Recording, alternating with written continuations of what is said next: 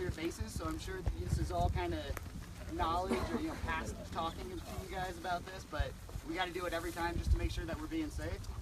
So the first rule of working on a trail is that you always have gloves on your hands. Anytime you have a tool in your hand, you have gloves on your hands. We got to protect our hands. So in general, we've got 6 tools in each group, and so there's going to be 5 volunteers and a crew leader. So everybody should have a tool. You may not always have the right tool at the right time, so make sure you're communicating with your group. How you see all of these laid out right here, right now, is how we like to keep them stored. The most dangerous side down, and if you see how they are, the heads of the tools are away from the trail. We want to make sure that that's how we do it. The other thing about how we're placing them is we want them on the uphill side of the trail. That way, if we are running around trying to find 3 McLeods at the end of the day and all of you guys are gone, we only have to search half the area, right? So uphill side, how they're laying now, and yeah. So cool, I'll start it off. I'm sure most of you can't see me, so I'm going to do what I always tell people never to do. Don't ever raise a tool above your shoulders.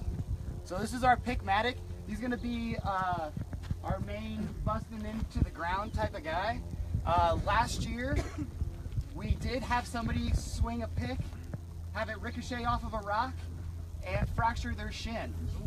So let's not do that. When we're playing with these, we want to go across our body. That's the biggest thing. The other part of it, like I said, is never above your shoulder. These are pretty heavy tools, and I feel like the ground is going to be pretty wet, so you shouldn't have to just let the tool do the work for you. So yeah, so you're going to have the pick side and the mattock side. The mattock side is probably going to be one of your favorite tools for getting that back slope and trying to define the hinge. Which, if you guys don't know what a hinge is, we'll talk about tread and all that type of stuff, like the actual the actual parts of a trail. So pick mattock, cool? Not a pickaxe, a pick mattock. All right. Our next guy that we have is a McLeod. He's a very handy tool. Generally, whenever we're doing tread, I like to have the picks go first, and then the McLeod comes in and kind of makes everything look nice. When you're swinging down with the picks, you're going to have a bunch of lines. So if you kind of bring this on, it makes it more aesthetically pleasing. And that's what a trail is all about, right? How pretty it is. The other thing that we're going to be able to do with the pick is, well, with the McLeod, a couple things, is you can rake out the soil. If there are some potholes that need to be filled in, we can bring the soil over, and then also tamp as well.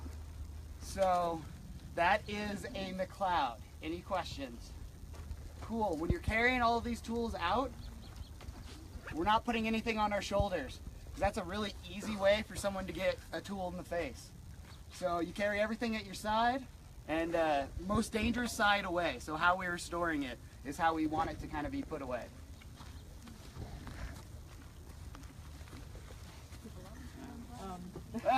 Finally, somebody said something. Usually it's a lot quicker than that.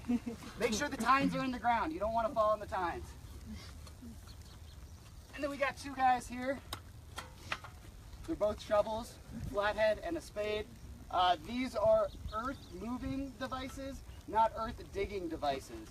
If you need to dig something up, go through with the McLeod or with the pick first, and then come through, just pick it up with the shovel and broadcast it. Like Kelly was saying, it's going to be really important that we break down the berms so we can get that proper outsloping and proper drainage on the trail. We don't want to have to come back and keep fixing this after every rainstorm. So those are kind of our 2 big things. And we got some other random tools over here that aren't necessarily going to be handed out into groups just yet. But Kelly's team, who's going to be working on the culvert, these are what we call single jacks. And it's just going to be used for crushing in rock. If you're going to be on Kelly's team, you have to have glasses. Everybody should have sunglasses or something to protect their face, but it is absolutely a necessity when you're breaking up rocks. The other thing is make sure your hands are out of the way with this guy. I know that sounds common sense, but I fractured my finger twice last season, so it's not as common sense as you would think. We have another tool here, a transplant shovel. It should just be kind of used as our backup if we don't have enough tools for everybody, and using it just pretty much exactly like the other shovels. This is a rock bar. When we're going through today, we may need to pop some rocks out of the trail or get them off to the side. So if we do have to do that, we can send one person back from the team to grab this, and then we'll be able to use to pop it out. It's pretty heavy, so on that note, don't throw tools, all right?